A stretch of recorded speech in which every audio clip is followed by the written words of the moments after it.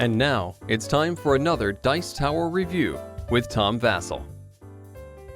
Hey folks, I'm Tom Vasel, and today we're taking a look at Stack-A-Biddi. Now in this game, a biddy is these little tiny plastic blocks here. I've looked it up. I cannot find any other definition of what the word biddy means, so it's just these little blocks. So that's the name of this game. Maybe it means something in another language, I'm not sure. But this is a stacking game. But in this game, not just are you stacking blocks, but there's a little black line that's flowing on these blocks, and you need to make sure that line matches, which is going to make you stack them off center. Can you do it? Let's see.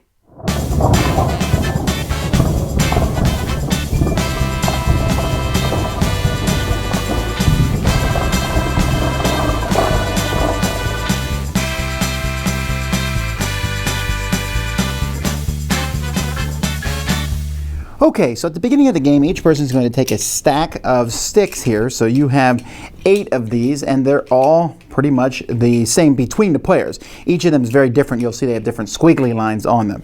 So let's say I take the purples, and then I get 1 of each biddy. So I get a gray, blue, red, and white biddy. So round 1 is 6 levels. So first I roll these 3 dice.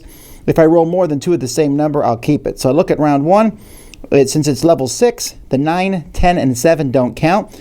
But this means I'm going to build a 6-level tower, and the white biddy must be level 3.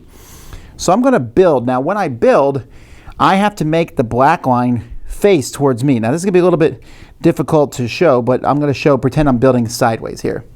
So if I built this, I would have to put this one here, which isn't going to work. That's just going to fall off. But maybe I could do this. Now, level 3, I need to have the biddy. So maybe I could put it like that. And then level 4. Doesn't seem like it would fit very well.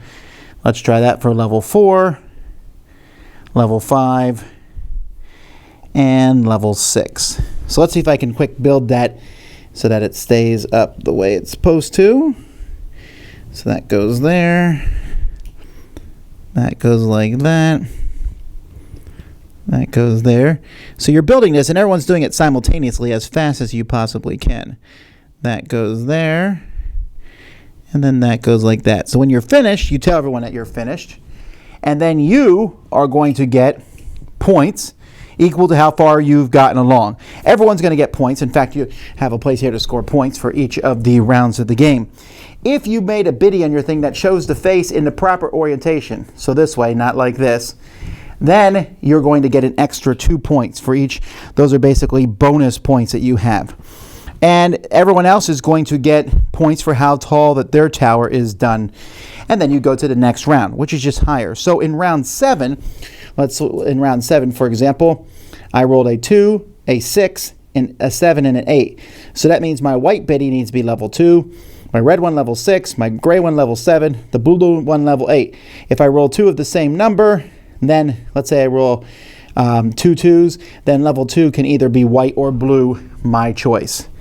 And that's it. And I will say that as you build higher and higher levels, especially with these biddies in the mix, it is a little bit more difficult to play. And after you play all those rounds, whoever has the most points is the winner of the game. These are great. These sticks here are nice and plasticky. They have a really good feel to them. They stack well, and it's not really hard to put them on top of each other. Just when you put the biddies and sliding these on, the black lines are really nice. Now, note, you're not helping your opponents out at all when they're looking. Just because 2 go together on the front, they do not on the back. So they really don't have any idea of what you're doing, so you can kind of keep things hidden. But these, I don't know if these black lines will rub off after a while. They haven't so far with me. But this is some pretty good stuff. These almost feels like the sticks you use in math class that show how many things are in, but it's really good quality. I have to say, this is a highly amusing dexterity style game. I find these blocks fascinating. You have the 8 different blocks here. Each one is different. I mean, although they're the same as everyone else's blocks. And so you put some blocks and you're stacking together and you're like, okay, none of these is really fitting well over here. Oh, this one would.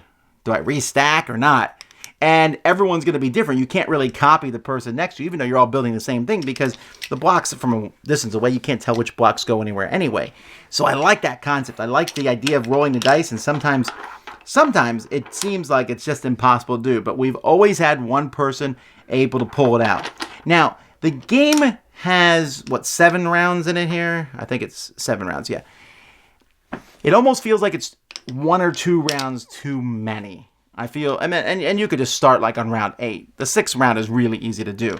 But the idea of using these 10-sided dice to show where these pieces are, the bonus points, which will sometimes make you put the biddies in positions that you normally wouldn't, and then just the fact that it's a lot of fun to stack these. And it's really easy to stack all 8 of the blocks, but when you have to line those lines up, it's harder, but still very possible. It's when you add the biddies in that it gets really thrown off. It's a cool concept. It works with kids and with adults. It's one that I would easily recommend. I like this one a lot. That's Stack-A-Biddi. Stack it this way. Dice Tower Judgment approved. Thanks so much for watching the Dice Tower videos. Find more great videos and reviews, as well as our top-rated audio podcast at Dicetower.com. You can also find other great shows at Dicetowernetwork.com. I'm Eric Summerer, and you've been watching The Dice Tower. The Dice Tower is sponsored by Cool Stuff Inc., where you can find great games for great prices. Cool stuff in stock. Check them out at CoolStuffInc.com. Shut the door.